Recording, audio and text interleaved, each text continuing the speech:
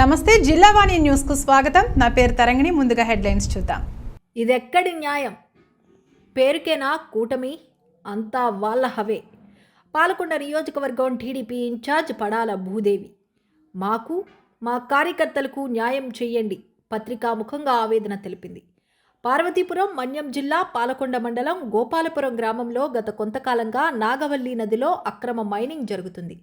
అదేవిధంగా అన్నవరం, అంపిల్లి, గొట్టామంగళాపురం, చిన్నమంగళాపురం ఈ గ్రామాలు మొదలుకొని గడ్డ మీదుగా ప్రవహిస్తున్నాయి. సుమారు 200 ఎకరాల భూమి ముంపుకి గురవుతుంది. అదే కాకుండా నదీ ప్రాంతంలో ఉన్న ప్రజలు ఈ అక్రమ రవాణా, ఇసుక వలన ఇబ్బందికి గురవుతున్నారని, ఈ అక్రమ రవాణాని ఎలాగైనా అడ్డుకోవాలని కలెక్టర్ గారికి, ఆర్డీఓకి సోమవారం గ్రీవెన్స్లో వినతి పత్రం ఇవ్వడం జరిగింది. ఈ కార్యక్రమంలో గ్రామ కూటమి, టీడీపీ నాయకులు, గ్రామ ప్రజలు పాల్గొన్నారు.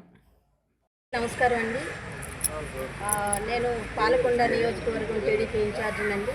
ఈరోజు కలెక్టరేట్కి రావడం జరిగింది. కలెక్టర్ గారికి గౌరవపూర్వకంగా కలవడం జరిగింది. ఏదైతే రాష్ట్రంలో ముస్తాబ్ అనే కార్యక్రమానికి కలెక్టర్ గారికి ఒక మంచి గౌరవం దక్కింది. జిల్లా అంతటికి మా అందరికీ దక్కిన అంశంగా మేము భావించి గౌరవించుకోవడానికి వచ్చాం. అలాగే నియోజకవర్గంలో జరుగుతున్నటువంటి సమస్యలు కూడాను సార్ దృష్టికి తీసుకొని రావడం జరిగింది.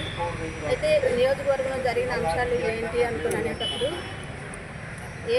అనేటప్పుడు ఈ హౌసింగ్స్ ఏవైతే ఉన్నాయో హౌసింగ్ ఇవన్నీ కూడా యాడ్ చేసేటప్పుడు కొద్దిగా కార్యకర్తలకు అక్కడ ఉండి కార్యకర్తలకు తెలియకపోవడం, అలాగే నిజమైన అర్హులకి వెళ్ళేటప్పుడు చాలా వాళ్ళకి ఇబ్బంది పెట్టడం, మీది తర్వాత వస్తుంది, సెకండ్ ట్రిప్లో వస్తుంది, థర్డ్ ట్రిప్లో వస్తుంది అని పంపించడం, అలాగే పెన్షన్ల విషయంలో, ఇంకా ఈ గోశాలలు ఏవైతే ఉన్నాయో వాటి విషయంలో ఇలాగ రెవెన్యూ పరంగా ఏది చూసుకున్నా కూడా టీడీపీ అనే కార్యకర్త ఎవరు కూడా వెళ్ళినా కూడా వాళ్ళకి వెనక పెట్టడం జరుగుతుంది. దీనివల్ల ఏమవుతుందంటే ప్రభుత్వం సంక్షేమం ఏదైతే అభివృద్ధి రెండు కళ్ళుగా ఇస్తున్నటువంటి పథకాలు ఏవైతే ఉన్నాయో ఇవన్నీ కూడా గ్రౌండ్ లెవెల్లో ప్రజల దృష్టికి ప్రజల్లోకి వెళ్ళాలని మేము ఆకాంక్షిస్తున్నాము. ఇది కార్యకర్తకి తెలియనందువలన అది ఎలా చెప్పాలి, ఏం చెప్పాలి అంది ప్రజలకి అక్కడ ఉండే కార్యకర్తకు అర్థం కావట్లేదు. ప్రజల్లోకి వెళ్ళడం కొద్దిగా ఇబ్బందికరంగా ఉంది.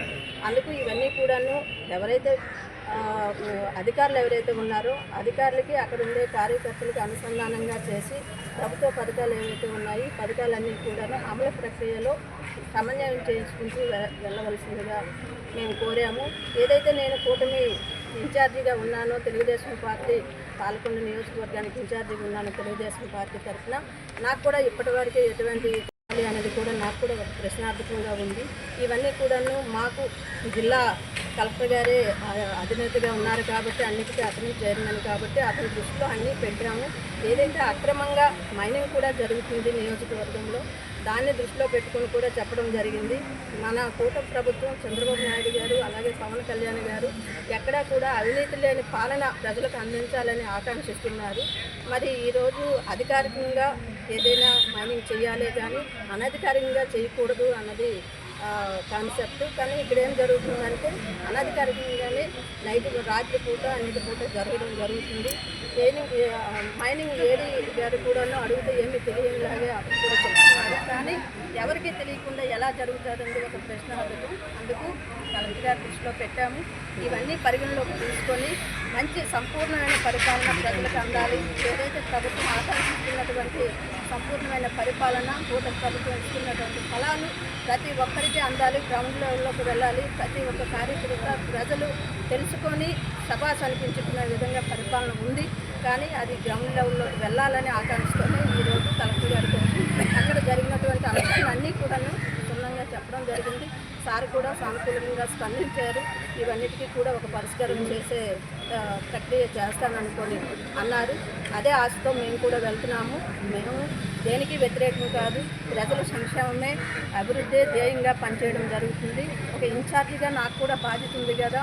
కార్యకర్త ఎవరు కూడా బాధపడకూడదు. బాధపడకుండా వెళ్ళాలి అనుకున్నంటే నాకున్నటువంటి బాధ్యతను నేను కూడాను పై అధికారుల దృష్టికి తీసుకువెళ్ళి నేను కూడా చెప్పాలనే ఉద్దేశంతోనే ఈరోజు 4 మండలాల నుంచి ఒక మున్సిపాలిటీ నుంచి జడ్పీటీసీలు, ఎంపీపీలు, అలాగే సర్పంచులు, కార్యకర్తలు, మాజీలు, తాజాలు అందరం కలిసి మేము వచ్చి ఇక్కడ వివరణ ఇవ్వడం జరిగింది. మరి ఈ మంచి శుభ పరిణామంగా మేము భావిస్తున్నాము. అది సార్ దృష్టిలో పెట్టాము కాబట్టి ఇదంతా పరిష్కారం జరుగుతుంది. అలాగే ఇన్ఛార్జి మంత్రి గారి దృష్టిలో కూడా మేము పెడతాం వెళ్ళి. నుంచి కూడా అడిగారా మీరు అధికారులను ఎందుకు అసలు చేయట్లేదు? అడుగుతున్నాము. కార్యకర్తలకు సంబంధించి అనుకుందంటే ఇప్పుడు కూటమి అంటే అందరం కలిసే కూటమి. ఈ కూటమిలో ప్రతి ఒక్కరూ భాగస్వామ్యం. అయితే ఇక్కడ ఏంటంటే పెన్షన్లు ఇచ్చేటప్పుడు కానీ, ఇప్పుడు కొత్త పెన్షన్లు మొన్నను వచ్చాయి, అవి ఇచ్చేటప్పుడు కానీ, అలాగే రేషన్ కార్డులు పంపిణీ విషయంలో కానీ, ఇలాంటివన్నీ కూడా లోకల్గా ఉండే కార్యకర్తలకు కానీ, అక్కడ ఉండే సర్పంచులకు కానీ, అక్కడ ఉండే ఎంపీటీసీలకు కానీ, మాజీలకు కానీ, తాజాలకు కానీ, అక్కడ కూటమి ప్రభుత్వంలో ఎంతమంది అయితే 3 పార్టీల తరఫున అందరికీ తెలుసుకొని చేస్తే ఇంకా ప్రజల్లోకి ఇంకా బాగా వెళ్తుంది. అది తెలియనప్పుడు ఎవరేం చేస్తున్నారనేది తెలియదు, అక్కడ ఎవరు ఉండాలా ఎవరు లేదా అనేది కూడా అర్థం కాకుండా పోతుంది. అందుకు ఆ విషయం కూడా చెప్పడం జరిగింది.